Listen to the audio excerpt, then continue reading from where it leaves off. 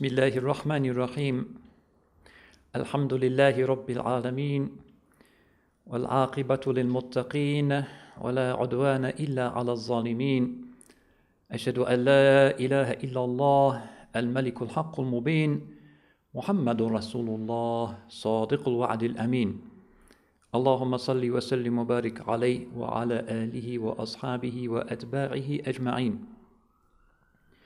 We're moving through the Four Imams, and last time we had the privilege to recall the blessed memory and the eternal legal legacy of al-Imam Malik ibn Anas al-Asbahi, Imam Dar al-Hijrah, the Imam of the abode of the Hijrah.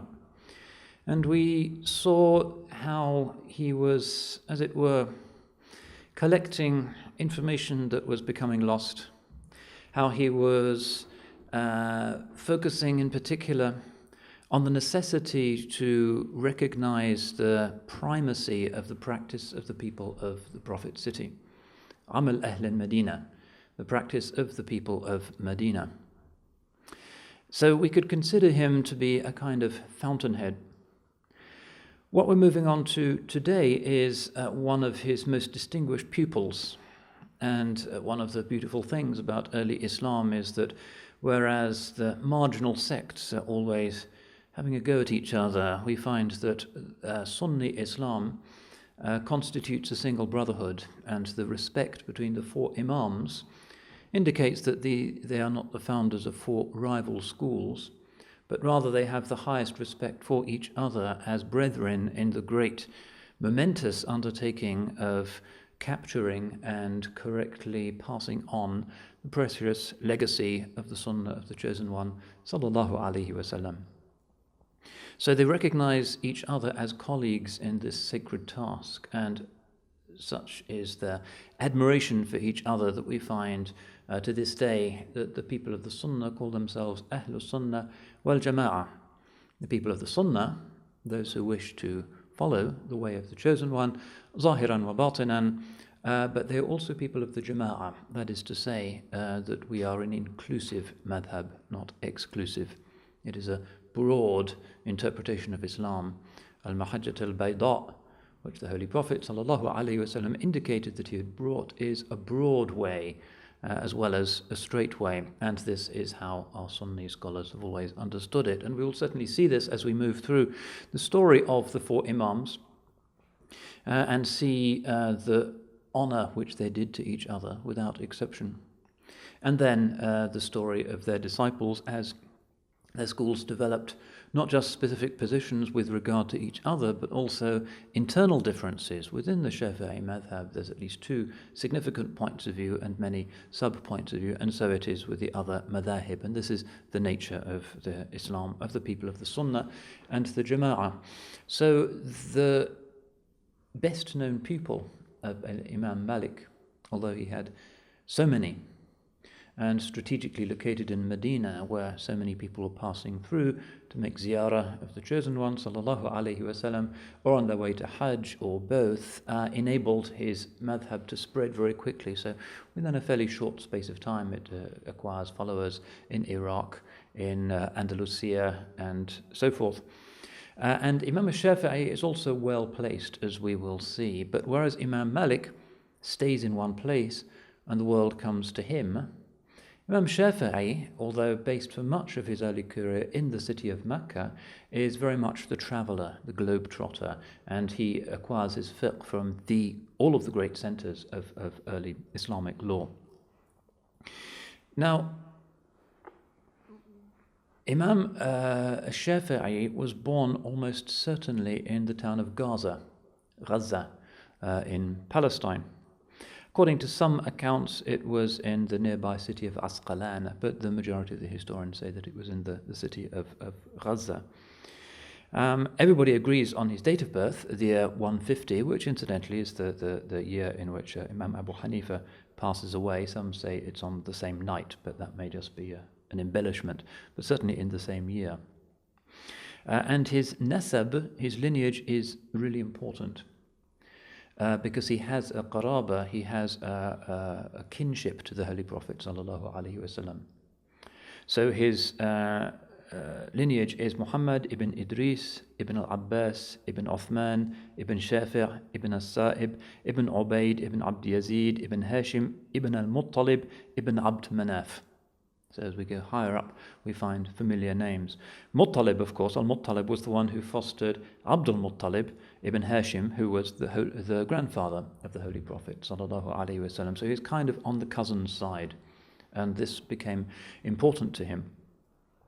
And these Muttalibi descendants of al-Hashim are included in the hadith by the Holy Prophet himself in the category of Dhawil Qurba, and the famous verse that says وَلِذِي الْقُرْبَى وَالْيَتَامَى وَالْمَسَاكِينَ وَابْنِ السَّبِيلِ, that in distributing the spoils of war from the campaign of Khaybar, the Holy Prophet ﷺ includes the descendants of al-Muttalib amongst the Dhawil Qurba, and therefore implicitly the family that produces Imam al-Shafi'i. So the Holy Prophet says, إِنَّهُمْ لَمْ يُفَارِقُونَ فِي جَاهِلِيَّةٍ وَلَا إِسْلَامٍ إِنَّمَا بَنُو هاشم وَبَنُو الْمُطَّلِبِ شَيْءٌ وَاحِدٌ ثُمَّ شَبَّكَ رَسُولُ اللَّهِ صَلَّى اللَّهُ عَلَيْهِ وَسَلَّمَ يَدَيْهِ, which means they never abandoned us in the Jahiliyyah or in Islam.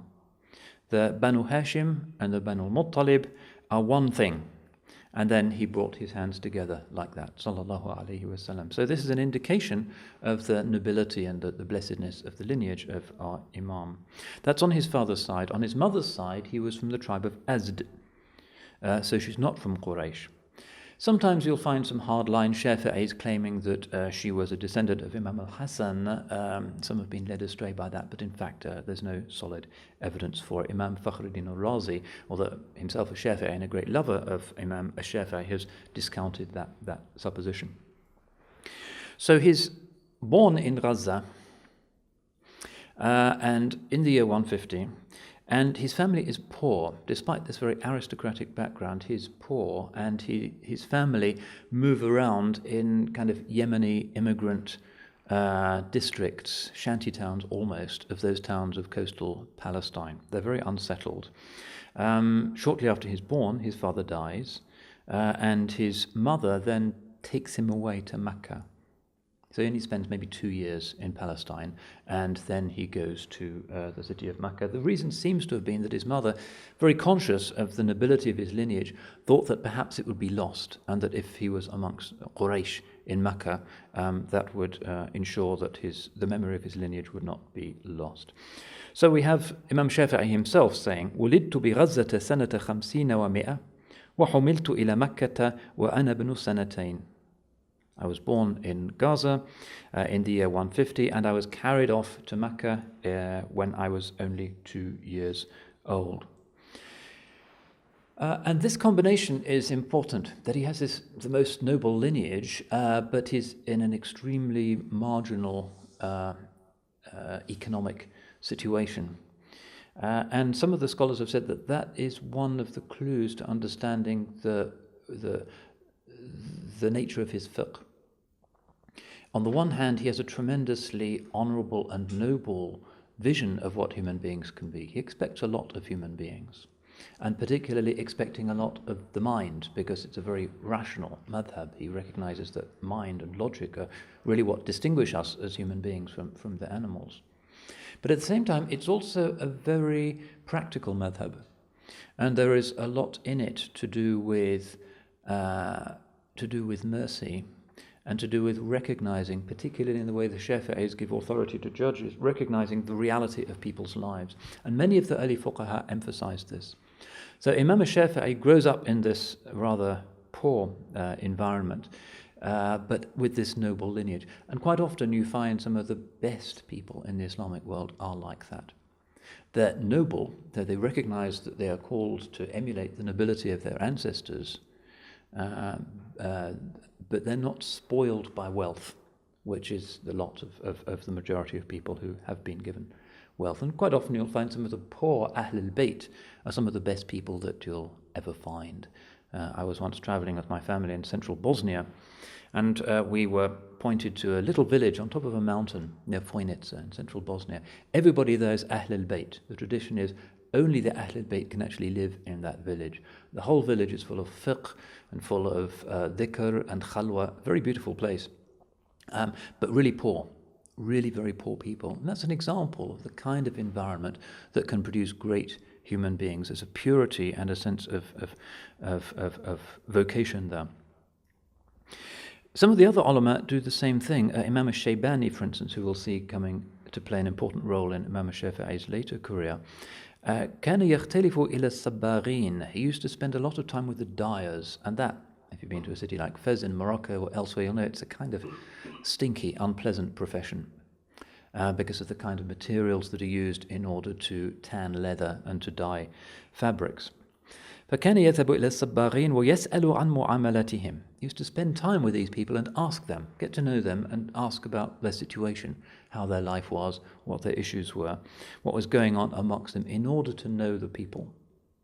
And also to know their ada, because one of the things that a judge does in a Sharia court is to know what is customary amongst the people, what is a customary expectation. That's part of the implementation of justice. And unfortunately, many scholars nowadays tend to neglect this. They can sit in five-star hotels at fiqh conferences deciding what should be the situation of abortion law, whatever it might be, but without having enough actual knowledge of the situation of particularly the weaker, the destitute, the more desperate, people who need fatwas quite urgently. It's very theoretical. But the early Muslims and the scholars of the Salaf very much rejected that and insisted that they really knew every level of their society, and particularly that the Sharia was there to defend the poor. So he's in the city of Mecca and he's an orphan. His mother directs him to the circles of knowledge. By the age of 7, we're told, by Imam al-Bayhaqi, he had memorized the Quran. By the age of 10, it seems that he had memorized at least one of the versions of the Muwatta of Imam Malik. And he used to love hadith. كان حريصا عليه يستمع إلى المحدثين فيحفظ الحديث بالسمع ثم يكتب على الخزف أحيانا وعلى الجلود أخرى. He used to love hadith and would go to the circles of the muhaddithin and memorize hadith just from hearing it.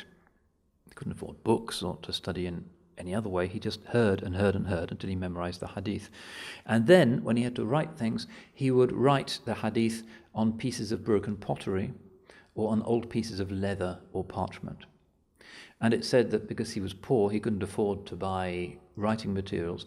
So he used to hang around at the diwan of the governor of the city of Mecca, asking for any old pieces of parchment or scrap.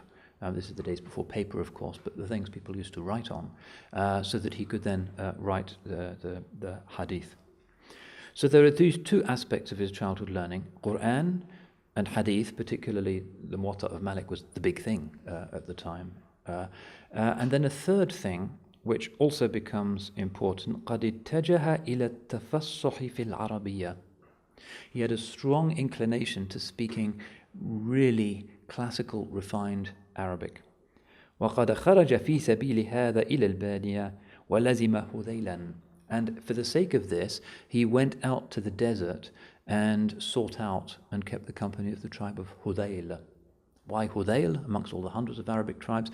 Because they were the ones with the reputation for the purest and the most chaste Arabic. And so he spent time with them, according to some scholars, 10 years in the desert with Hudayl. And he himself said afterwards, أَتَعَلَّمُ كَلَامَهَا وَأَخُذُ طَبْعَهَا. I would learn their speech and take their temperament, their nature. وَكَانَتْ أَفْصَحَ الْعَرَبِ. And they were the most eloquent of the Arabs. أَرْحَلُ بِرَحِيلِهِمْ وَأَنْزِلُ بِنُزُولِهِمْ. I would ride when they rode and descend from the camels when they descended. وَلَمَّا رَجَعْتُ إِلَى مَكَّةَ جَعَلْتُ أُنْشِدُ الْأَشْعَارِ. And when I returned to Mecca, I started to produce poetry. And of all of the great ulama of early Islam, Imam al-Shafi'i is the one whose poetry is the most respected. And you can travel around in the Arab world today and you'll find the Diwan of Imam al-Shafi'i, his collection of poems, really almost a bestseller, hugely popular and beautiful, not just because of the piety which it evinces, but because of the refinement, the delicacy of his speech. So there's a number of stories about the beauty of his Arabic, which goes on to help him to promote his ideas when he starts to write and to speak, particularly in the very competitive academic environment of Baghdad. The Iraqis are big on Arabic vocabulary and Arabic grammar. Al-Asma'i, who is the tutor of the sons of Harun al-Rashid and one of the great early grammarians of Basra, and kind of encyclopedic individual, the first person to write books on animals in Islam, for instance, a zoologist. He said, صححت أشعار هذيل على فتى من قريش يقال له Muhammad ibn Idris. When I was editing and correcting and checking out the poetry of Hudayl, I did it with the help of a young man from Quraysh whose name was Muhammad bin Idris. Of course, this was Imam al-Shafi'i. And quite often, later in life, people will see that in his majlis in the mosque when he was teaching his fiqh, the Bedouin would turn up. And normally the Bedouin have nothing to do with ilm. They just come to buy salt and they sell cheese and then they go back to their wilderness. But they would come to the mosque and listen to Imam al-Shafi'i talking about quite esoteric things. And one student asked them, you people have no interest in learning ilm, so why do you come to sit with us? فقال, and he said, we've come to hear al-Shafi'i's Arabic. They didn't know what he was about really, but the beauty of his speech would attract these desert people for whom beautiful Arabic was the most important thing. So according to Ibn Kathir, great Shafi'i historian, he spends 10 years in the desert, and there, as well as perfecting his speech, he learns horse riding and also learns archery, and he becomes famous for rimaya, for archery.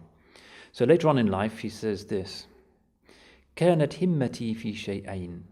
My focus, my love, my preoccupation was on two things, في الرمي وفي العلم, in archery and knowledge. فصرت في الرمي بحيث أصيب من 10. I was so good at archery that I would hit the target 10 times out of 10. فسكت عن العلم. But then he wouldn't talk about his scholarship. He's humble. He's not going to say that he's a great scholar. فقالوا بعض الحاضرين, and one of those who were present said, أنت والله في العلم أكثر منك في الرمي. And he said, by Allah, you are more accurate in your scholarship than you are in archery. So he's a teenager. He's in the city of Mecca. Most of the teaching at the time is happening around the Kaaba in great circles of hadith and fiqh. And he studies in particular under somebody called Muslim bin Khalid al-Zanji, apparently an African scholar, who authorizes him when he's reached the age of 15 to give fatwas. Of course, in Islam, to have an opinion that you give publicly, you have to be authorized to do that. You can't just read a lot of books about fiqh and then start telling people what the correct judgment might be, which is often the catastrophe that we see in internet chat rooms these days. But the correct way of the Salaf is only to speak and to proclaim an opinion if you've been authorized to do so. Otherwise, you just listen. You might say, Shaykh so-and-so says this, Shaykh so-and-so says that, but to give your own fatwa, you have to be authorized. So at the age of 15, Imam al-Shafi'i is being authorized to give fatwa in the shadow of the Kaaba itself. But that wasn't enough. You might think to give fatwa is about as far as it can go, but he wanted more. The Muwatta was the book that everybody was preoccupied with in Mecca at the time. Probably the most famous book in the Islamic world at the time, other than the Quran itself. And of course, he wanted this, so he couldn't afford it, but he borrows a copy, and as we've said, he memorizes it when really he's still a child. And then he manages to travel to Medina. He takes his mother's permission, and he gets a letter of recommendation from the governor of the city of Mecca, and he travels to Medina in order to see the great Imam. And sometimes this is called Hijrat al-Shafi'i, the hijrah or the migration of Shafi'i, which some take to be his migration from hadith to fiqh. Of course, they're not alternatives, but the primary focus in Mecca had been the memorizing, the acquisition of Quran and hadith. After he moves to study with Imam Malik in Medina, fiqh becomes the thing for which he's most famous. He's a great muhaddith, but we remember him today, as we do all of the four imams, as a faqih, as a master of sacred law. وَكَانَتْ لِمَالِكٍ فِرَاسَةٍ. Malik had a firasa, that is to say, this is the quality of the ones who are pure-hearted, of discerning gifts in people just by looking at them and observing intuitively there states كانت له فراسة فقال له, and he said to him, يا محمد اتق الله واجتنب المعاصي. So when he sees him, he says, O Muhammad, fear Allah and avoid disobedience to him. فإنه سيكون لك شأن من الشأن, because you will have a great future. إن الله قد ألقى على قلبك نورا. Allah has cast light upon your heart. فلا تطفئه بالمعصية. So do not put out that light with sin. And then he told him to come the next day. So it was a blessed introduction. So many people wanted to study with Imam Malik, and now he was being welcomed. قال, and then Shafi'i says, فغدوت عليه. The next morning I went to see him. وابتدأت أن أقرأه ظاهرا والكتاب في يدي. And then I started off by reading with the book in my hand. Now, of course, the Muwatta he already knows, but out of humility, he's holding the book in his hands. فكلما تهيبت مالكا وأردت أن أقطع. Every time I was so overawed by the presence of Malik and wanted to fall silent, أعجبه حسن قراءتي. I found that he loved the way in which I was reading so much, والإعراب, and the way in which I was inflecting the ends of the words. فيقول يا فتى زد, and he would say, young man, read some more. حتى قرأت عليه في أيام يسيرة, until I actually finished reading the book with him in just a few days. And this connection becomes the defining teacher-pupil relationship of his life. And some would say that he was always a Maliki, that his orientation is just a particular finessing of certain possibilities that he'd already found amongst Imam Malik. He would always certainly consider Malik's to be the default position. One would assume the correctness always of the Maliki position unless there was some reason to move beyond it. So often in his writings he would say something like, هذا قول الأستاذ. You find this if you read his books. هذا قول الأستاذ. In other words, this is the fatwa, the view of the teacher, meaning Imam Malik. So he takes his ijazah from him, and then he studies various masail of fiqh with him until in the year 179, as we saw last time, Imam Malik passes on to Allah's mercy. But already Imam Shafi'i has begun his program of traveling. And we have a reasonably good map of where he went, and in each of these places he acquired a dimension of the geographical spread of the fiqh that had happened really with the conquest of the Sahaba, and all of these different legal insights help him in slotting together the theory that eventually becomes the great Shafi'i theory of Islamic jurisprudence. Before going on his journeys, he would travel first to Mecca to ask his mother's advice and to ask permission to travel. This is important in Islam. You have to think his she's just a woman from the tribe of Azd, but he always goes to consult with her. Just because a woman is not a great scholar doesn't mean that the scholar does not have heavy, onerous responsibilities towards her, and does not mean that she can't have all kinds of wisdom and guidance and knowledge of the son or the daughter, which is always valuable, irrespective of the difference in educational levels. The governor of Najran, which is the northernmost city in the Yemen, comes to Medina, and he'd heard of a Shafi'i and employs him. So he goes back to Najran with the governor, having borrowed money apparently for the journey. And as a judge, he becomes one of those awkward individuals, and we saw this in the case of Sahnun last time. Judge really the center of the commercial as well as the legal and social life of the community, but refusing to allow flattery, refusing to accept special pleading, and refusing to accept bribes of any kind. So he very soon makes enemies, particularly since the governor, the Abbasid governor of the region, is known as Zalum, is really unjust, and he's always trying to get the judge to bend to his wishes. And not only does Shafi'i refuse to do this, but he actually criticizes him publicly. The governor's outraged and wants to get rid of him.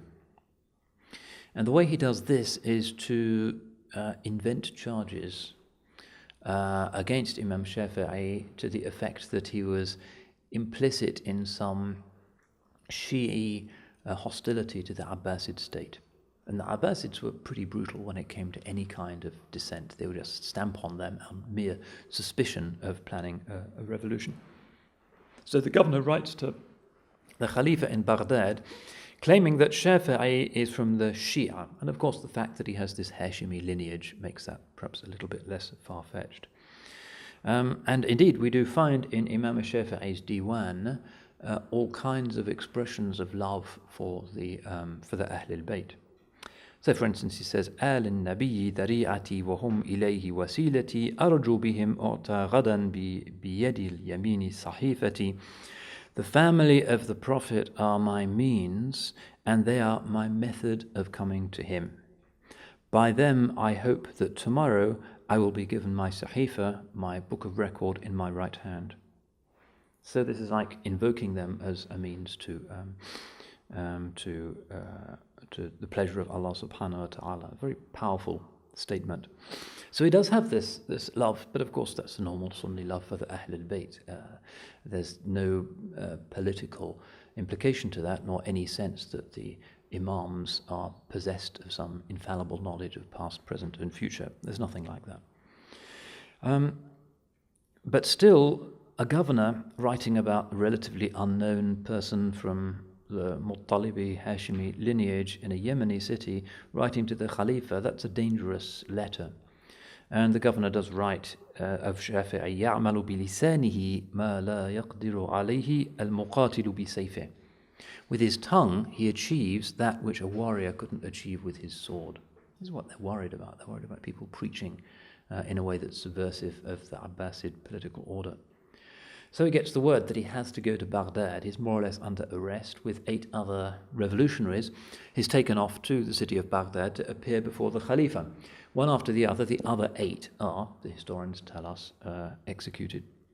Imam Shafi'i, when he gets his turn in front of the Khalifa, defends himself in his beautiful Arabic and also is spoken for by one of the great, really at the time the greatest Sunni faqih of the caliphal capital, which is Imam Muhammad ibn al-Shaybani, one of the 2 great students of Imam Abu Hanifa. Shaybani is there for this kind of court hearing at the caliphal palace, and looking at him and listening to him could immediately tell that here was a serious scholar. The scholars have an ability of recognizing authenticity amongst themselves, and immediately Shaybani could see that here was an important person. So he mentioned this to the Khalifa, and Harun al-Rashid says, "Khudhu ilayk, take him to you. We'll investigate him later, but for the moment he can stay with you and be with your students." This is in the year 184, so Imam Shafi'i at this time is 34.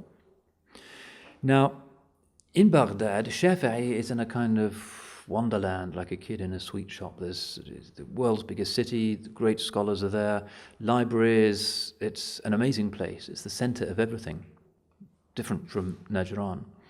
And he has the chance to learn the fiqh of Iraq. As we said last time, there's 2 great schools of fiqh amongst the early Muslims at this time. There's the fiqh of the Hijaz. Imam Malik is the great master of that. And there's the fiqh of Iraq. And of course, Abu Hanifa, who has died by this time, is the master of the fiqh of Iraq. In the Hijazi tradition, it's very traditionalistic and in terms of what has been transmitted. In the Iraqi tradition, it's much more rationalistic. So this makes the law there different, not just in its content, but also in the legal philosophy which is generating it. And this is one of those pieces of the jigsaw which, as we indicated earlier, fit together in the mature Shafi'i and produce his truly momentous works. So he spends a lot of time with Imam Shaybani. He said that he had a whole camel load of his books, which Imam Shaybani had him read to him and had authorized him to teach. In fact, Shaybani honors him so much that he considers Shafi'i to be his own teacher. It's not really a master-pupil relationship. They're like equals, even though Shafi'i is quite a bit younger. But still, he always considers himself in this Iraqi exile to be a Hijazi in fiqh. That's his key orientation. He has such respect for Shaybani that he will not dispute with him in public. He won't ever engage in some kind of oppositional discourse about a legal issue with Imam Shaybani in front of others in case his teacher and his host is defeated. It would be discourteous. But he would always defend Malik's positions with Shaybani's students. He was essentially the Maliki in exile. Then he travels back to Mecca. He has a huge load of Iraqi books. And in Mecca, he starts to teach in the Haram.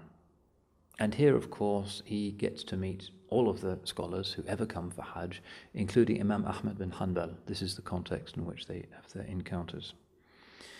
And it's really with this return to Mecca that we find the new Shafi'i emerging. He's still a Hijazi, essentially, in his orientation and in his love of naql, of the transmitted material. In fact, his zeal for the hadith is very strong.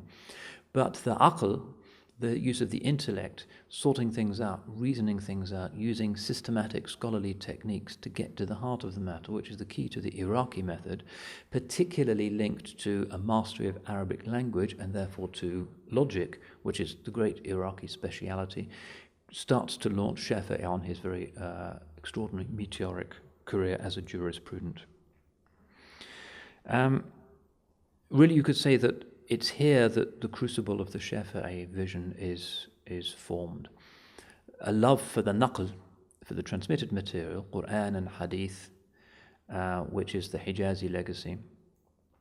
Added to that, the Iraqi love of sorting through that material, which is huge material, of course, maybe 1 million hadiths or more, using rational techniques. And also the third ingredient, which is very characteristic of Imam Shafi'i, a love of the Arabic language and of its precise usage. So this stint in Mecca lasts for about 9 years. And here he starts to reflect on the condition of the Ummah. Let's take a few minutes here to imagine what the world must have looked like. The Sahaba and the Tabi'een have spread out to conquer the world, really, everywhere that's significant. They're at the gates of France and they're at the gates of China. Everywhere is theirs. Only Byzantium has managed just to resist them, despite various sieges that the Sahaba undertook of Istanbul. And of course, some of them have their tombs there. These were extraordinarily far-sighted, visionary, ambitious people. They each took with them their own fiqh. And the Sahaba had different orientations in fiqh. Ibn Abbas was not the same as Ibn Mas'ud, for instance. Each of the 4 khulafa had his own distinctive way of understanding and interpreting the fiqh, depending on which hadith they happened to have heard from the Holy Prophet ﷺ. Their own personality, their own temperament, all kinds of variables meant that the great scholars amongst the Sahaba, as they settled in different places, as it were, transformed the environment in those places according to the way in which their own souls had acquired and reflected the prophetic way. And hence we have the phenomenon of ikhtilaf, a difference of opinion, which by this time, because they'd settled in different places, was regionalized. That's why we speak of the school of Iraq and the school of Hijaz. There's also a school of Syria, which is significant. Imam al-Awza'i is there. An incipient Egyptian school, sometimes associated with Malik's pupil, al-Layth bin Sa'd, and so on. And it is about the Sahaba, but the Sahaba usually, an ijma' amongst them can't be recognized. You can't detect it because there just isn't enough information. Now, the scholars all agree that if the Sahaba do have an ijma', if they agree on a mas'ala, on a hukm, on a ruling, that constitutes a binding proof in the Sharia. So, for instance, we do have an ijma' that is reliably reported on the question of What happens when somebody dies and their grandmother is still alive, and a grandmother's share is not specified in the Quran as part of the inheritance, but we do have a report that the Sahaba agreed that her share should be 1/6, and so that goes into the Sharia as it stands, and it's in the Madahib. Individual fatwas from Sahabas are also constitute a proof. Just about everybody agrees on that. Imam al-Shawkani and one or two, quite a few modern reformers will doubt the authority of the fatwas of Sahaba, but generally the four orthodox madhabs accept this. But of course the fatwas are sometimes different. The ikhtilaf of the Ummah begins with the blessed age of the Sahaba. It is part of the legacy and the nature of the Salaf, and it's implicit really in the Holy Prophet's praise of the Sahaba. He says things like "Ashabi kan nujum, bi ayyihim iqtadaytum ihtadaytum." My companions are like the stars. Whichever of them you follow, you will be rightly guided. Which implies really that they will take different opinions, but the difference of their opinion, according to this hadith, constitutes legitimate guidance. So the Holy Prophet himself says you can have different fatwas, different views on questions of fiqh, and they constitute right guidance. But by this time, these incipient divisions had become pretty enormous, and the danger was that the coherence of the fiqh was going to be lost. This is the age of Tadween. Everybody is sitting and writing down hadiths. Imam Malik has sort of set the pace with his Muwatta, but other people are also working on major hadith collections, Abdal, Nasir, Tirmidhi, and so forth. A huge amount of work is being done just putting them together, but exactly what you do with them in terms of transforming hadith into fiqh was much more complicated. Nobody had really thought about it in much detail.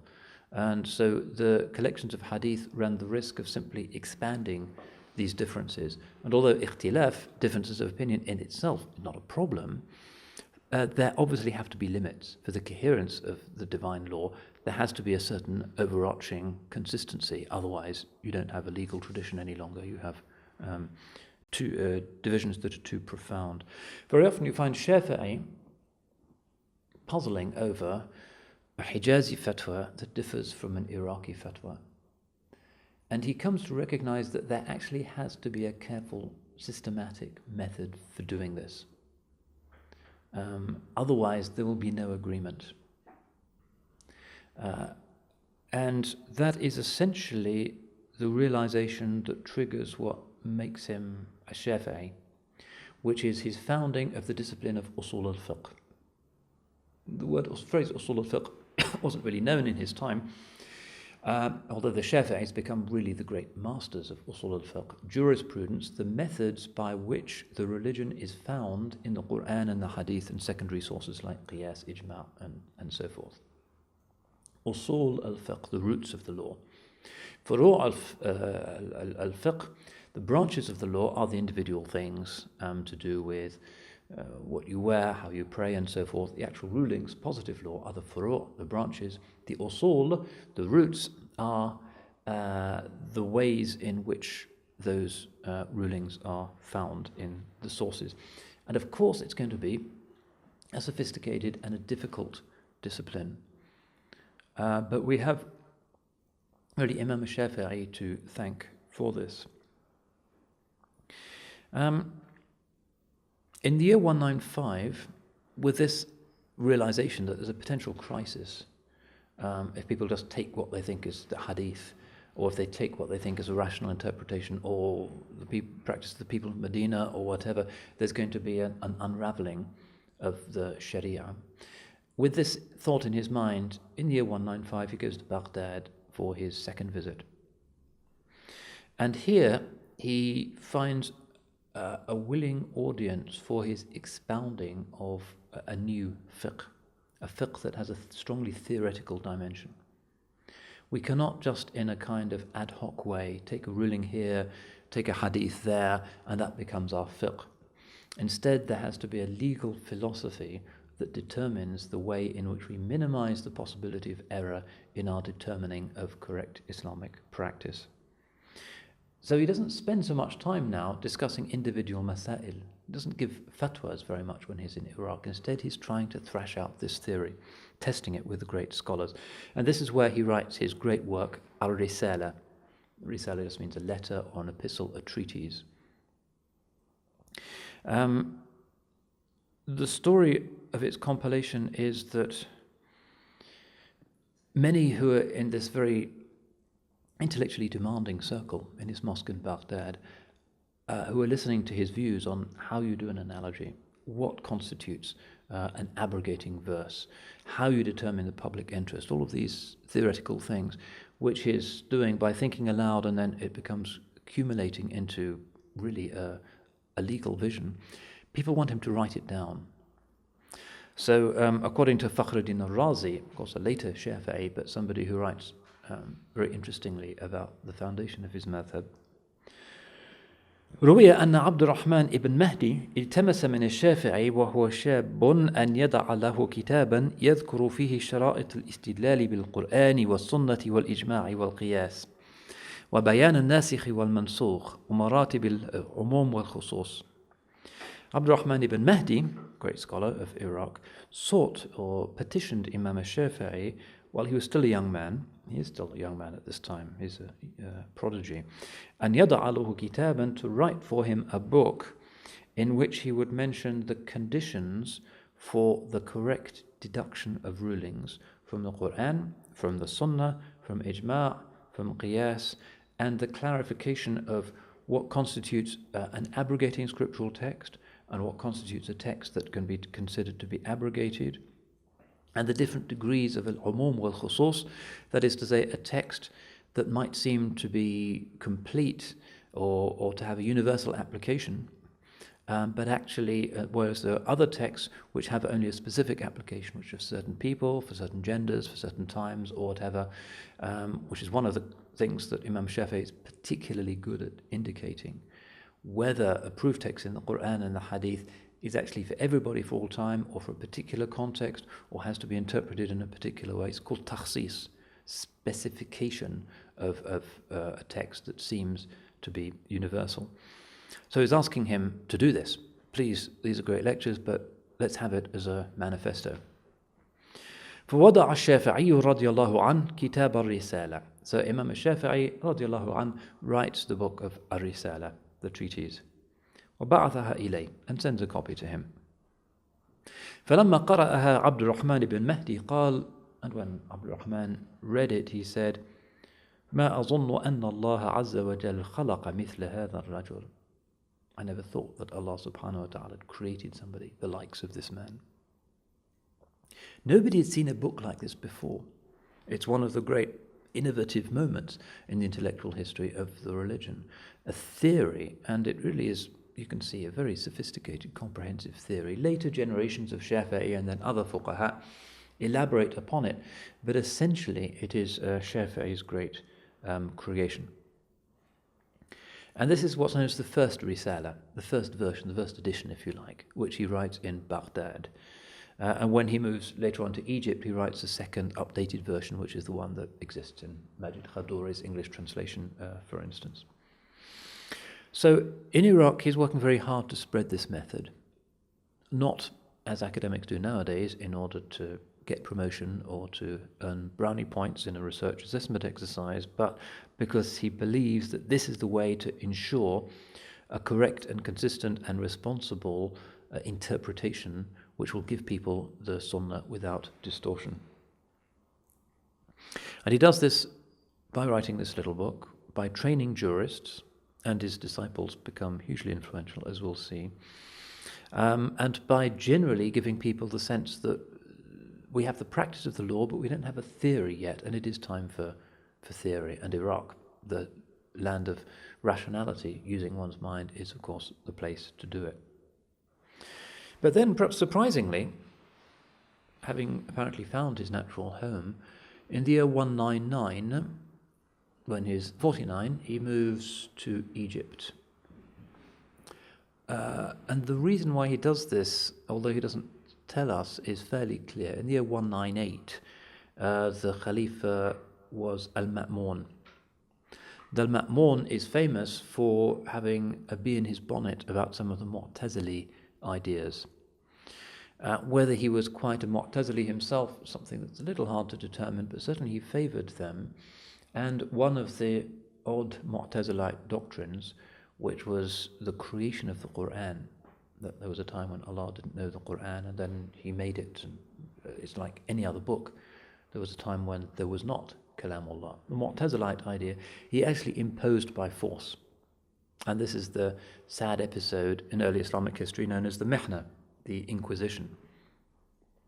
Scholars could only continue in their teaching and in their preaching and in their jobs and with their salaries if they subscribed to this idea that al-Quran, Kalamullah al-Makhluq. And this was even written above the gates of the mosques. So implicitly people who went to worship in the mosques were, as it were, accepting this idea. And the center for this is Egypt, and the place to go if you're not on signal with this notion is Egypt. Because the governor of Egypt doesn't really buy this new idea of the createdness of the Quran. We're told even that al-Ma'mun wants to co-opt Shafi'i and offers him a huge salary if he'll become his chief judge of Baghdad, but Shafi'i instead decides to migrate. He writes some poetry about this. قد أصبحت نفسي تتوق إلى مصر ومن دونها قطع المهامة والقفر فوالله ما أدري أللفوز والغنى أساق إليها أم أساق إلى القبر. My soul has started to desire the land of Egypt, even though there are deserts and wildernesses that separate me from it. For by Allah, I don't know whether I am being driven to it for success and financial independence, or whether I am being driven to it because that is where my grave shall be. He didn't know. As it turned out, it was all of those things. He achieved financial independence, and he was hugely successful as a jurist, and that, of course, is where his tomb is. And he dies on the last night of Rajab in the year 204 at the age of 54. That's a sketch of his biodata. Let's look now in a little more detail at this new fiqh, which is really dedicated his enormously energetic life to elaborating.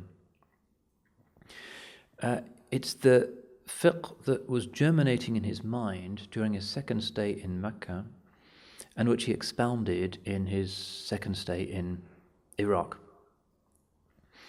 Now, the first thing to note is that the thing that had troubled Imam Shafi'i and that impelled him to think so hard that he could create, almost from nothing, a new legal theory, what had troubled him was the chaos of judgments that were taking place.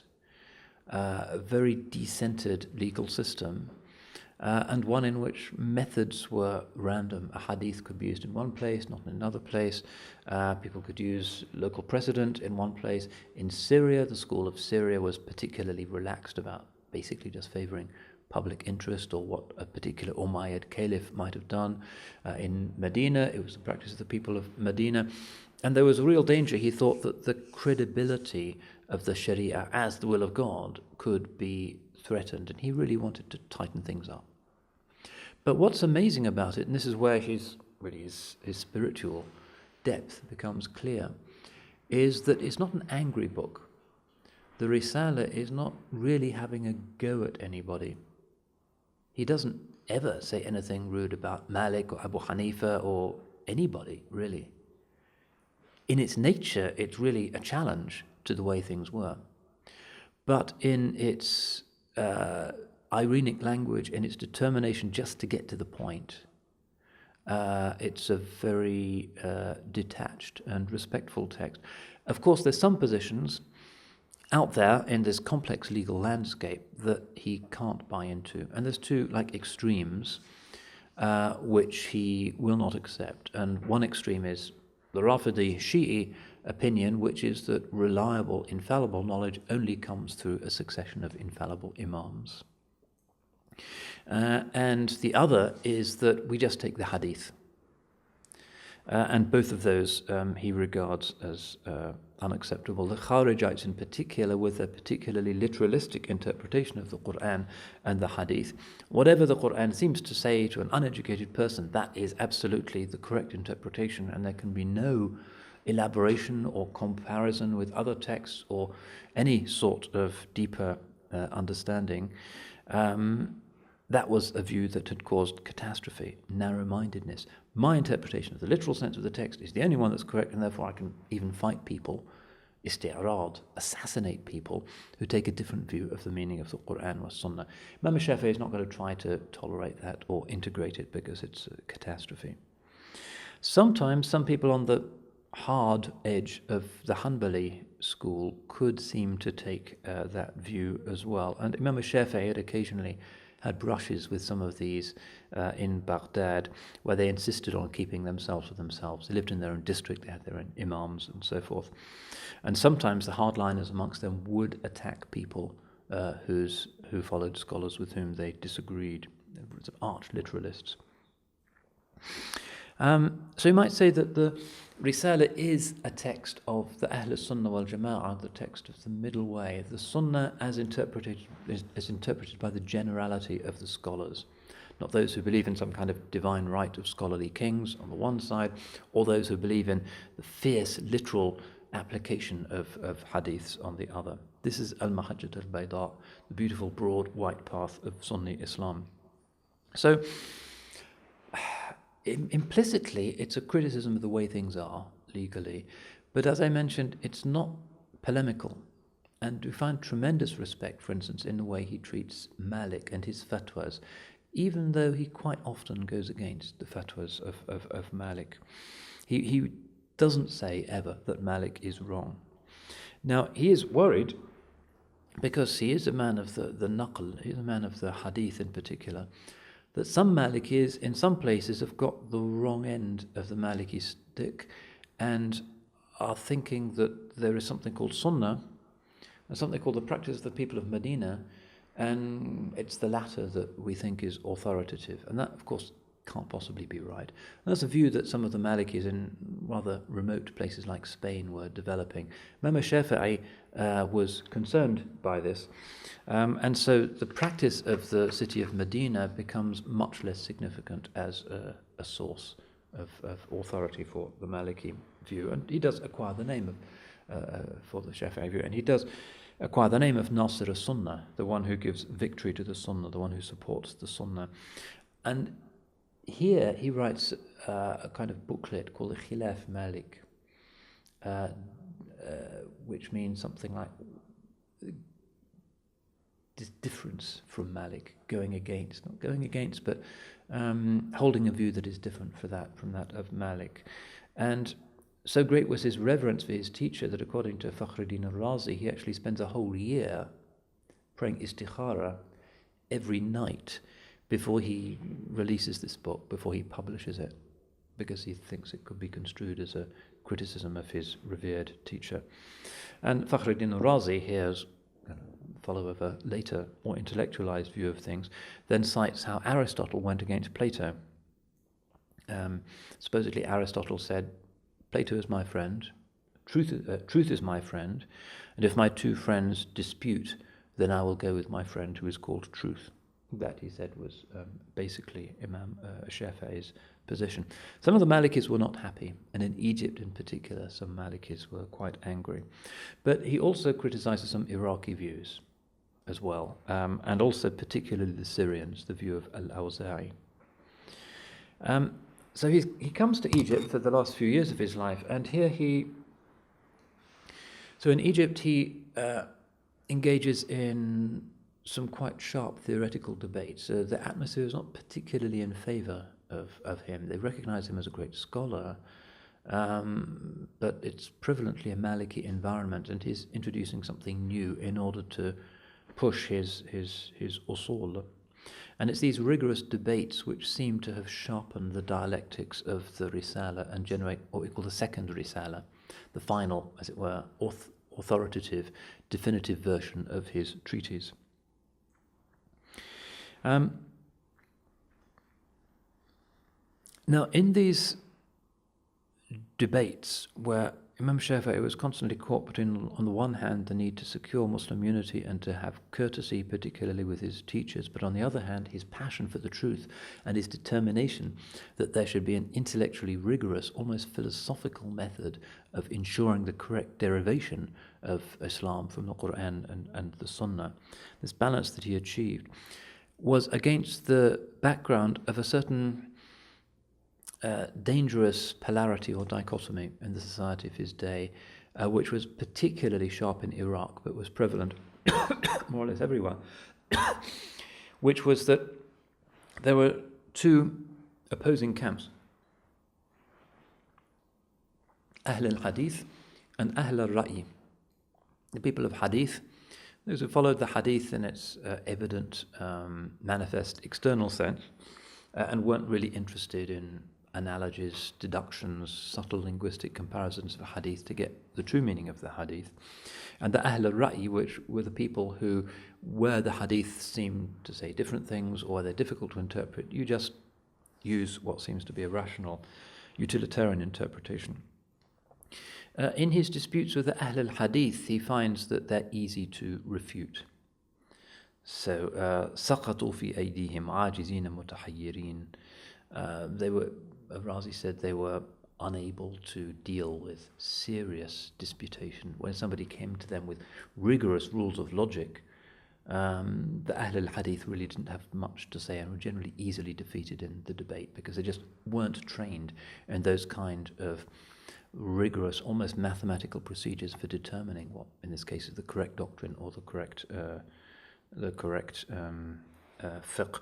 This is, again, an issue that we have in our contemporary context. So many arguments amongst Muslims nowadays are based on semi-competent or incompetent individuals taking what they think to be the meaning of a single hadith, and not really using any kind of general awareness of what the hadith taken as a totality might mean, without having any real fiqh or deep knowledge, the wisdom of the religion, which will enable them to see how the hadith should be used, because the jurists, the real fuqaha, do not follow the hadith alone, and this is an important part of the manhaj, the way of the salaf. They do not only follow the hadith.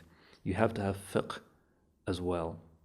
So Sufyan ibn Uyayna, who's one of the great imams of the salaf, even says, and it sounds a bit edgy, al-hadithu madillatun illa lil-ulama, or illa lil-fuqaha in another riwayah.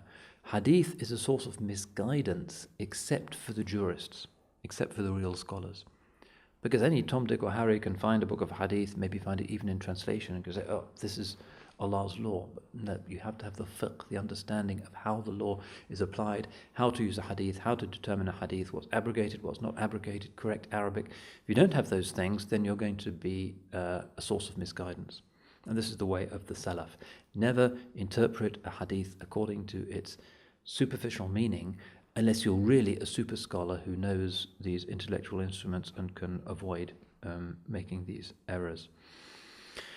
Ibn Wahab, again, a great student of the Malikis, used to say this: but for Malik and al-Layth, I would have been lost. I used to believe that everything related from the Prophet ﷺ must be put into practice. That was his view. If it's in a hadith, you have to follow it. That was his early understanding. And when he encountered the fuqaha, he would see that, no, there is a larger structure of fiqh which is determined by the scholars on the basis of the correct understanding of the hadith. But the hadith is not an alternative to fiqh.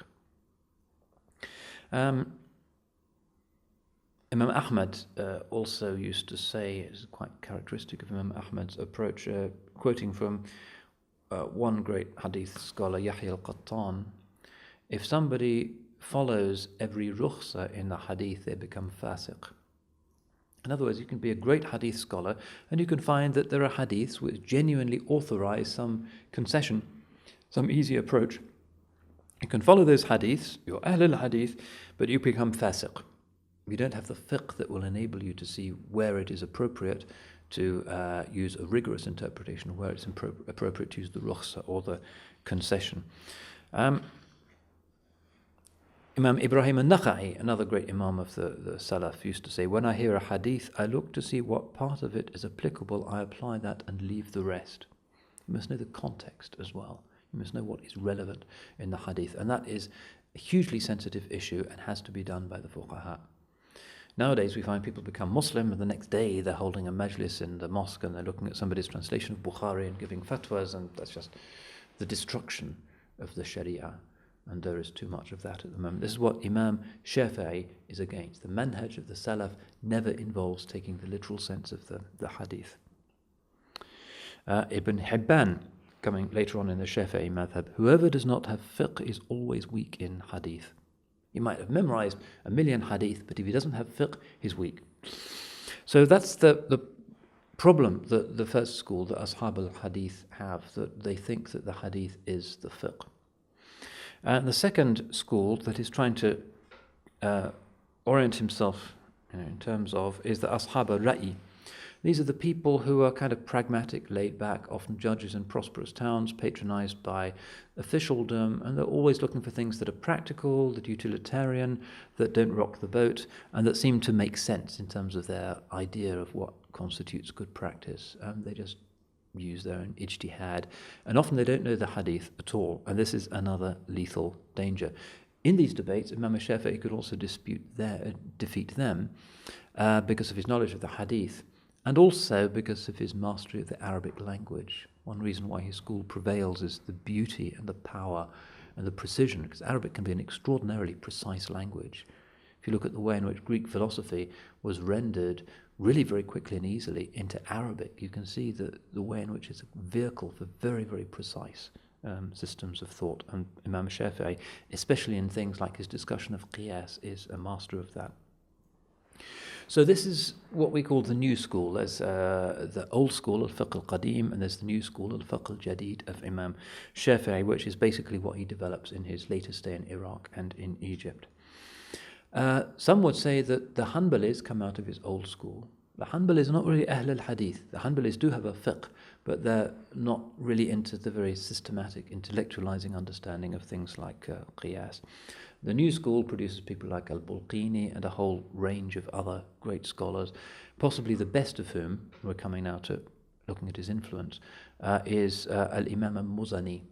We should know the name of Imam al-Muzani, who is in Egypt, and sometimes is regarded, or was regarded, almost as having an independent madhab of his own. Because one of the things you see with Imam Shafi'i's followers and great students is that quite often they do go in their own direction. Ibn Jarir al-Tabari really found his own madhab, the Jariri madhab, although he comes out of Shafi'i's tradition. Ibn Khuzaymah is another person who in doctrine adopts what some would regard as an eccentric point of view, and others. So a big stable of big thinkers. Imam Muzani, the best known, the most influential, and he writes a book called the Mukhtasar. And this is the Mukhtasar of Shafi'i's larger book on law, which is called Kitab al-Umm, the book of the mother. It's like the mother of all fiqh books. And the Risala is, as it were, kind of introductory section to it. Imam Muzani writes this Mukhtasar, which makes al-Umm, which is a huge thing, kind of shorter and usable. It's an epitome. And he differs a good deal with Shafi'i, and much of the internal argument in the madhab is about questions that happen between Muzani and Shafi'i. So Ibn Surayj later on, Ibn Jurayj writes Kitab al-Taqrib bayn al-Muzani wa Shafi'i, the book of bringing together the views in which al-Muzani and al-Shafi'i differed. So Muzani is important.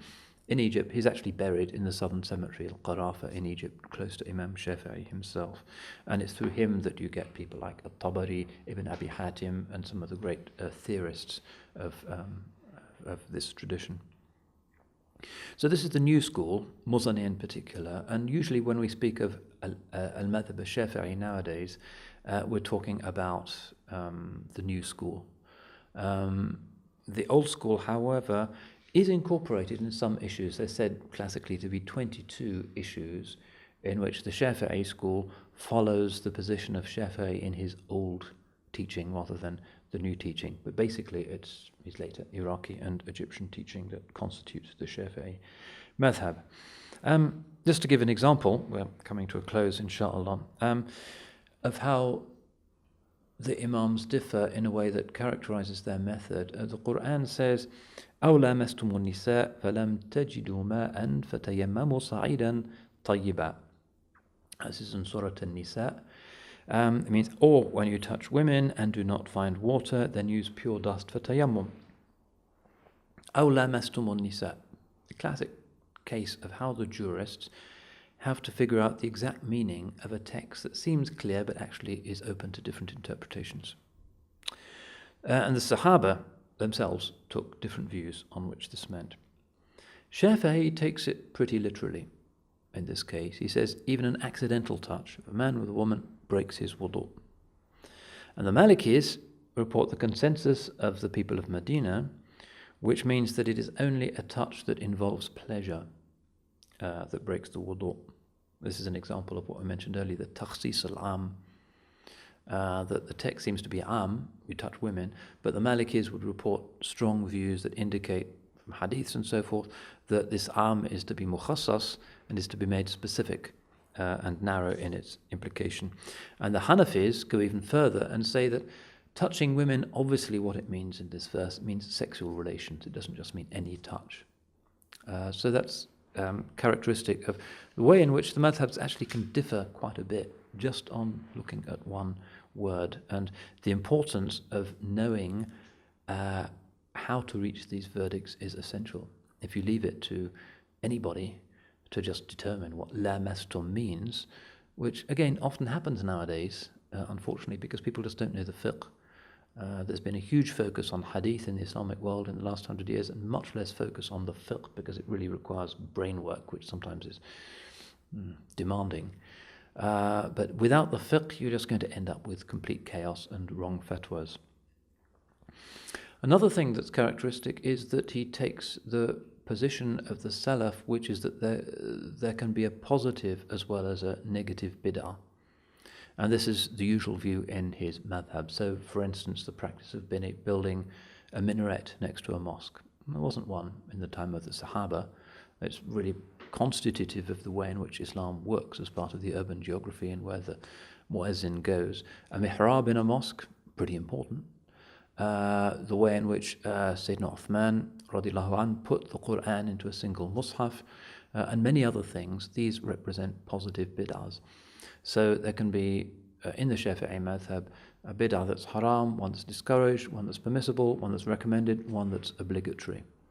And this is accepted in other madhahib as well. Many Hanafis, for instance, Ibn Abidin, will take this view, and Tahanawi also. Malikis generally, Ibn al-Hajj, in his Kitab al-Madkhal, al-Shatibi, also accepts, even though some people will say Shatibi doesn't accept the idea of bid'ah hasana, positive bid'ah, but in fact if you look at his work al-I'tisam, he says very clearly, even though he doesn't quite use that word bid'ah hasana, positive innovation, you can see that he recognizes that sometimes there is a need for something new that was not known in the early period, that is beneficial to the ummah as long as it doesn't go against something that is known to be a part of the religion. Even some Hanbalis in the later period will acknowledge it, although the Hanbalis, again, don't quite use Shafi'i's term, good innovation. The final point is that the extraordinary impact of this book was facilitated by its beautiful Arabic, by its real passion for determining what is the correct sunnah of the Prophet ﷺ, and by its author's determination that the ummah should be united, but not by attacking one imam or another imam, but by presenting a kind of manifesto which showed that through the rigorous use of logic, you can come up with a legal philosophy in Islam. And from this time on, Islam becomes the world civilization that is ahead on jurisprudence.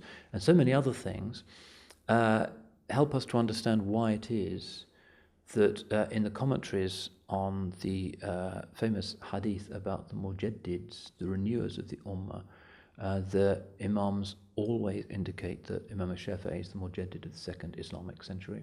It's a sound hadith narrated by Imam al-Hakim in his Mustadrak. The Holy Prophet says, sallallahu alayhi wa sallam, Inna Allah yab'athu لهذه الأمة على رأس كل 100 سنة من يجدد لها دينها. Allah will raise up for this ummah at the beginning of every 100 years somebody who will renew for it its religion. And generally they will say Umar ibn Abdul Aziz was the mujaddid of the first century. And invariably they will say that Imam Muhammad ibn Idris al-Shafi'i is the mujaddid of the second Islamic century. And the mujaddid, Imam Suyuti has a risala on this hadith that indicates what it means. What is it to renew the ummah? It's not somebody who writes one particular tafsir or wins a battle or something like that, but somebody who renews the religion in terms of giving it once again a sense of its intention and purpose. So the ikhlas of Umar ibn Abdul Aziz and his rejection of various corrupt Arabian patronage systems in favor of the equality of believers laid down by the Holy Prophet is an example. And a Shafi'i is another good example. Somebody who explains in this kind of brilliant legal philosophy what it is that Islam is for. And Imam al-Ghazali later on, Imam al-Suyuti says everybody agrees that Imam al-Ghazali was the renewer of his century. Of course, he's coming out of Shafi'i's line, and that's not a coincidence, because he brought a renewal and a retrieval of the principle of ikhlas in every aspect of Muslim intellectual life. He is also considered by the ulama to be one of the mujaddidun, one of the mujaddids. So we ask Allah subhanahu wa ta'ala to send for this ummah the mujaddid of this age, because this is exactly what the Muslims need in this time. It is not through fiddling with maslahah or maqasid that the sharia once again becomes evidently to human eyes the path of ease and salvation. It is through a great thinker who has rigor and follows the azima, as well as the rukhsa, who is not just interpreting the sharia as a series of rearguard actions or concessions to the spirit of the age, but somebody who pushes for a full sunnah, which means the inward as well as the outward sunnah, which is the Ghazalian agenda, and is also the agenda of that great man of the spirit, the worshipping jurist, al-Imam Muhammad ibn Idris al-Shafi'i radiyallahu anhu wa arda wa akhiru da'wana anil hamdulillahi rabbil alameen. A'udhu billahi minash shaitanir rajim. Bismillahir rahmanir rahim. Wal asr innal insana lafi khusr illa alladhina amanu wa amilus salihat wa tawasaw bil haqq wa tawasaw bis sabr. Sadaqallahu al-azim. Wal afwa minkum. Wassalamu alaykum wa rahmatullah.